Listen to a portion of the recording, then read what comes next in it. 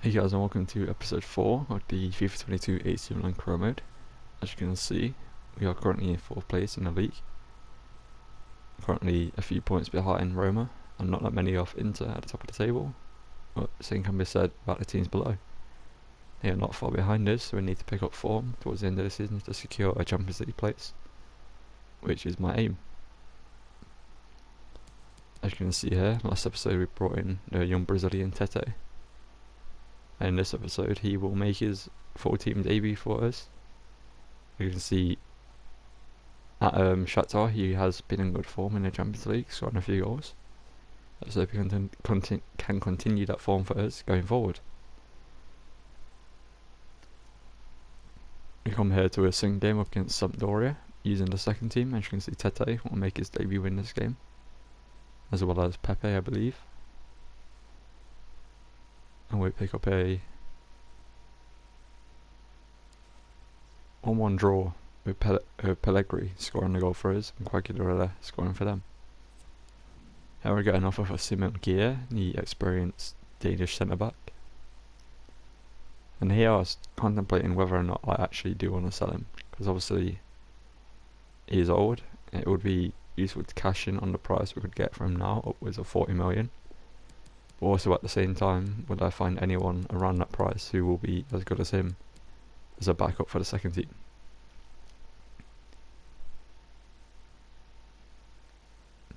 As you can see here, I set a price range for Chelsea. If they match it, they match it. If they don't, they don't. That was my idea going forward with this. If they pay it, they pay it. At least I would have enough money to replace him with a like-minded player. We come here to a visual sim game up against Napoli. And this confrontation is underway. Obviously early on here we put Napoli under pressure, plus passing the ball around, going down the wing here with Sanamakers. We get the ball to the centre, and we pass it around the box, and we end up scoring a few minutes in. Referee that out puts us 1-0 up.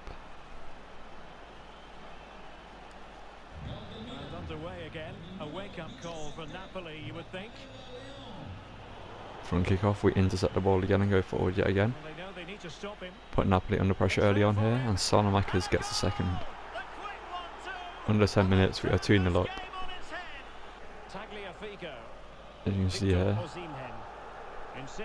18 minutes in, Napoli come forward and find themselves a goal, with Politano finding the net. They then put us under pressure again here.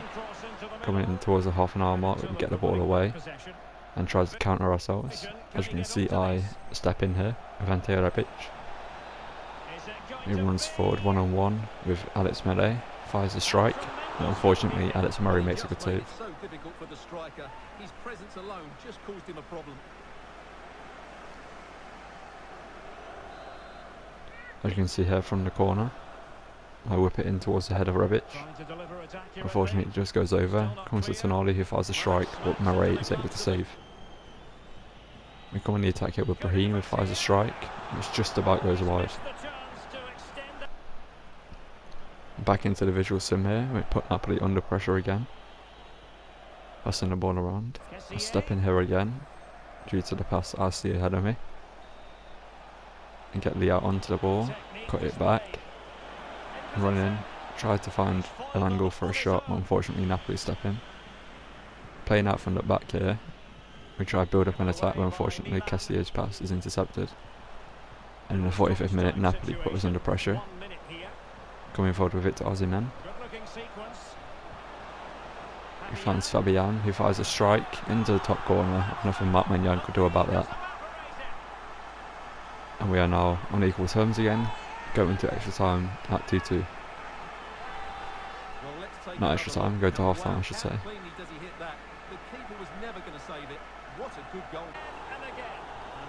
And you see back in the visual sim here. Mark Magnan holds the ball here, tries, not Mark Magnan, the ball is being played around the edge of the box. And Politano takes it down to the wing, whips in a cross which we clear, but don't get all the way away. They then take a strike which is blocked, they win the ball back again though. Which we then eventually do get away. And we find Rafael Leao here, making a run past Di Lorenzo. He goes alone here, runs forward, up against Koulibaly, and puts the ball into the back of the net. And this man gets the second of the evening.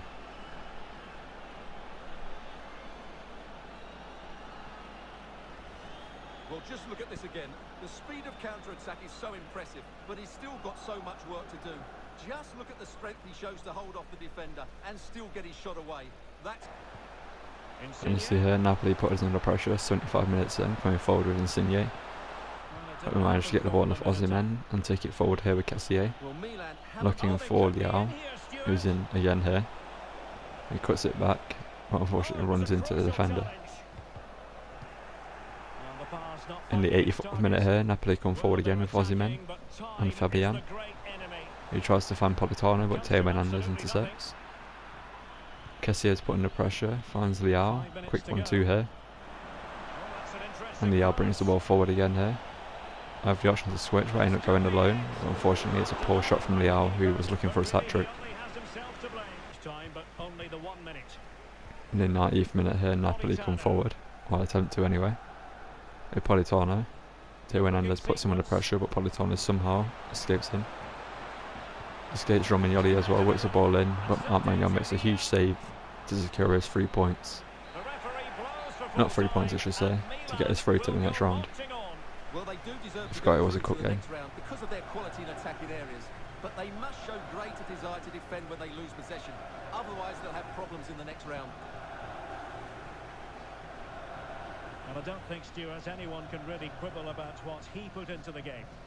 Well, he gave that back line a torrid time, didn't he? He was far too sharp for them, always looking to play on the shoulder, took his goals well too. Clearly the difference maker today. As you can see here, we get an offer for Calabria from Juventus. I have no intention of selling the Italian fullback. He's been in good form for us and is a very good fullback. We come here to a Sun game up against... is it a Sun game? Or did I play it? Can't remember. I decided to put Tete in the starting lineup and Ismail Benacer. And no, it is a played game we're here up against Genoa. And good evening on what is a perfect night for football. The floodlights shining down on the players as we speak. My name is Derek Ray, and I'm joined for commentary by the former Arsenal and West Ham player Stuart Robson. Coming into this game, I expected a fairly competitive game. I expected to get the result in the end. As you know, I haven't won a trophy in over 100 years. A little bit of history for you about the club. There are some good players. Like Ravella, young Italian centre mid. Linked with, I believe he's on loan at Genoa there, no, from Juventus. As you can see early on here, Rafael comes down the left hand side and drives at the goalkeeper, fires a hard strike into the back of the net. Nothing he could do about it. And Leao gets his third goal this episode, continuing his good form this season. And just proving why he's one of our star players. Well, here's the replay, and you see it was a good finish, but the keeper at his near post has to do a lot better. He's got to have that near post covered for me. As you can see here, it was a fairly low driven strike with power behind, and just goes it's just too powerful and too fast for the goalkeeper to do anything about it. Well, it looks like being a very close race for the a few minutes later here, Genoa come forward, and as you can see there's Ravella, I mentioned, gets the ball to Pandev here, over to Destro. They're trying to find space in the edge of the box, and they'll try to get it into the box, they do, and fire a strike, and they are back level 6 minutes later.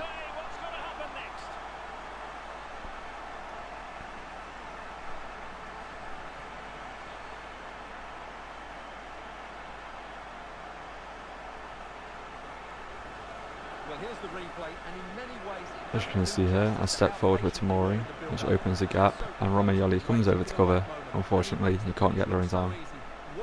Or was it Teo Hernandez? It was Teo Hernandez.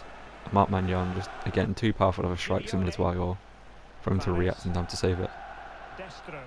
4 minutes later, they come on the attack here again, with Pandev, who somehow gets past Romagnoli there. Destro gets past Tomori, Romagnoli steps in here and tries to step in. And here we put the player under pressure. We get the ball away, but not far enough. And luckily, Sturaro was offside. As you can see here, Tonali trying to get the ball away from the player and wins it twice. Plays the ball up looking for Ante Rebic. He finds Brahim Diaz. He just waits for a pass or a shot. Tries to get in, tries to find Tete on the overlap, who fires a strike. The ball comes back here to Kessié.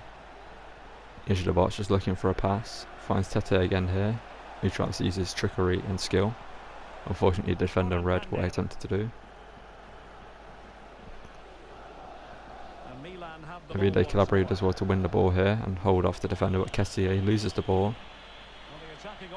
And Romagnoli steps in there and has a captain's contribution, putting in a tactical foul, and unfortunately gets booked for it, which puts him under pressure for the rest of the game, but it was necessary. As you can see, it could have been a red, considering it was fairly last man, and it was a goal scoring opportunity if he got past, but luckily the referee decided yellow. As you can see here, Destro plays the ball forward, and luckily they hit the post, but unfortunately for them, even if they did score, it would have been offside. Brahima plays a good pass through to Rafael Leao. Looks for a dink to the back post. Unfortunately, not enough power on it, and it's an easy catch for the keeper. Ante Rebic here tries to just wiggle it away from the defender, finds Tonali, who's allowed space to just drive into this defence and fires the strike and puts us back ahead in this game.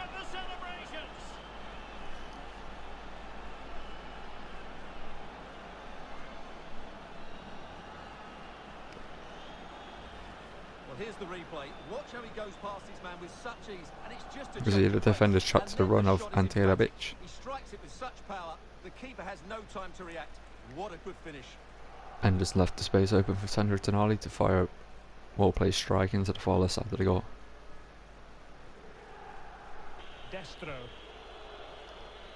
You know, we're here coming to half-time. Tried to get a goal just before half-time, similar to Napoli. Some quick 1-2 passing. Tonali steps in again there and continues his good defensive form.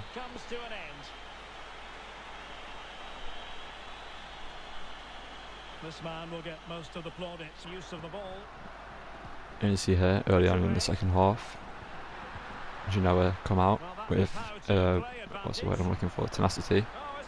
A misplaced pass there almost gets us back on our terms, but luckily Matt Magnan makes a great save.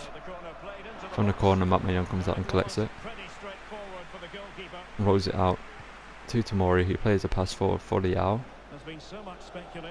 who fires a brilliant pass over, a touch and the finish from Ante Rebic, which is perfect.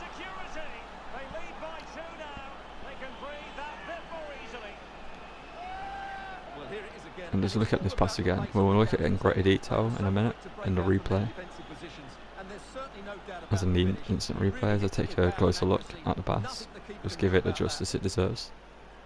I can see another leg-driven strike below the legs of the keeper, nothing he can do.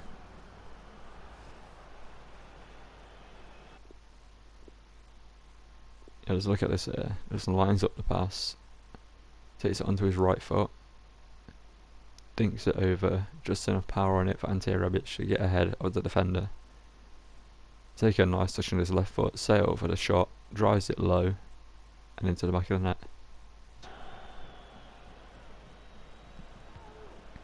You know, we're here then come forward in the 54th minute here. Still coming forward, so they still believe they can get a point at least from this game. But Calabria as well to step in, showing why I didn't sell him to Juventus. And see here we overload him down the left hand side here and just through the box. Try to get a ball over to Tete and it does work out, and he heads the ball into the back of the net and gets his first goal for the club, I believe. Unless he scored in the last episode, I'm not too sure. Well, as you can see, he gets there first. And see here, he makes a great run. Brahim just waits at the pass, dinks it over. He gets ahead of the defender and just a simple header into the back of the net.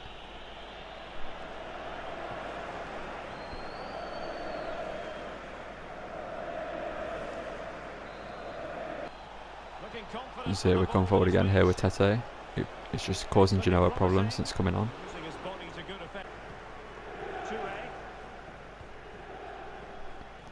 Unfortunately there he couldn't achieve what he wanted to achieve. Here Calabria again makes a great defensive interception. And we play the ball out again here with Brahim. Counter-attacking very much an option. Comes forward but takes a heavy touch which finds Oh, he's lost Rebic luckily, possession who of the cuts ball. back. Gets it back to Tete. Kessié. He plays the ball into Kessié, finds Tete again. Nice burst of pace. Fires a powerful strike past the keeper. And we're at 5-1 up in this game. And he bags the second of the game.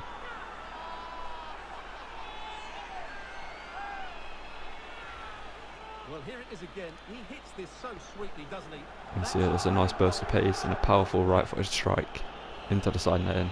Nothing the keeper can do. Genoa here, 71st minute in, come forward again, and Calabria here puts the attacker under pressure, but can't get the ball. Destra here gets into the box, Romagnoli makes a great interception, and gets the ball away here with Teo Hernandez. He finds Kessié, who has options ahead of him, plays the ball to Brahim, who just doesn't have the pace to get ahead of the defender, cuts it back here to Kessié, and to Kessié again, over to Leao, but the strike was poor from him.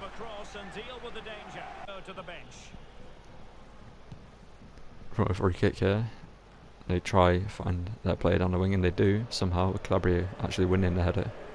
Unfortunately Tonali can't pick up the pieces. Caicedo comes forward here, but Tomori steps in, plays it forward to Brahim, who tries to flick it onto Rebic but can't do so, and again it's stopped, and again they come forward here. Giglione, the goal scorer in this game, comes forward for them.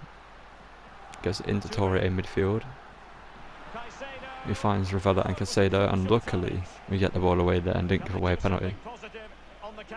And now we can try and counter them with Brahim here, coming down this left hand side.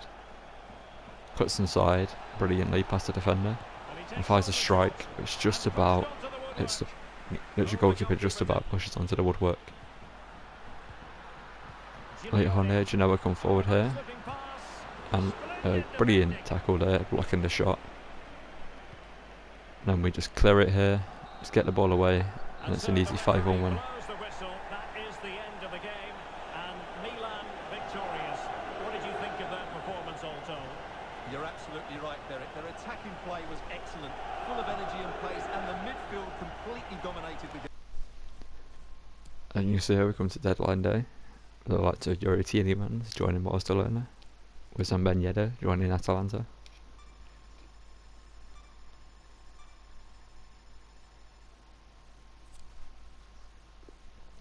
You get an offer here from Bayern Munich for Alessio Romagnoli, which I have no intention of accepting, as he is our captain and I want to keep him the captain for as long as possible and see what heights we can achieve with him in that position. I contemplated making another signing in this window. I see him forward here, and Kia's negotiations broken down as expected due to the price tag I set being just too much for them to accept due to his age. As you saw here, I did have 32 million left in this window. I was contemplating whether or not I wanted to bring in a young player to have a backup position, to maybe the centre back or another position like Michel Bakker there. I could swap him for Ballo-Touré. It would be a good option as a backup left back who could rival Teo Hernandez for the first team spot somewhere down the line. Could go in for the likes of Paqueta, Pablo Gavi, Alexander Isak, Vinicius Junior. Obviously Vinicius Junior and Neymar, as I said before, are just marquee signings is somewhere down the line. I decided to spend big on a player of that quality. As you can see, I only spent 23.3 million in this window, and that is how I do want to keep this series for now anyway.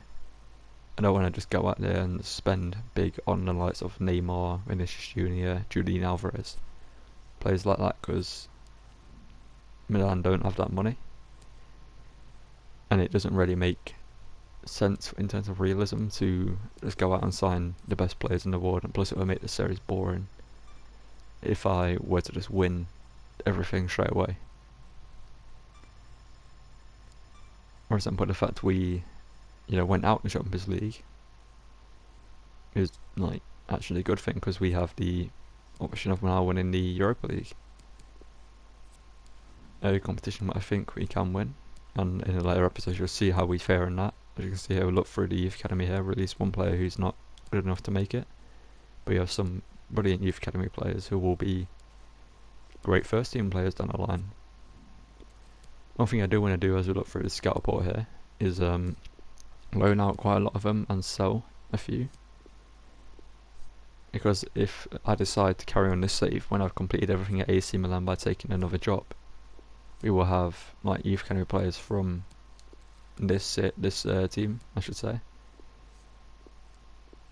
other teams which we can then face, and then we'll have that connection and that continuity, and we can either sign them later down the line, as in like Ferrara here. Maybe one day he can become our first team right back at another club, or maybe this club.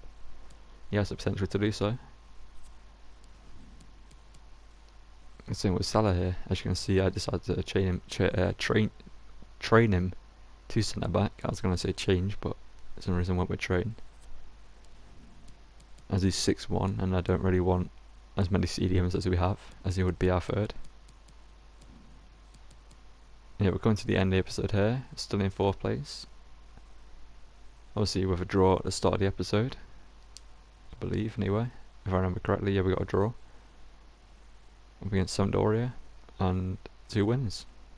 One against Genoa and one against Napoli in the Coppa Italia. As you can see, that was a great win because Napoli are currently first in the league,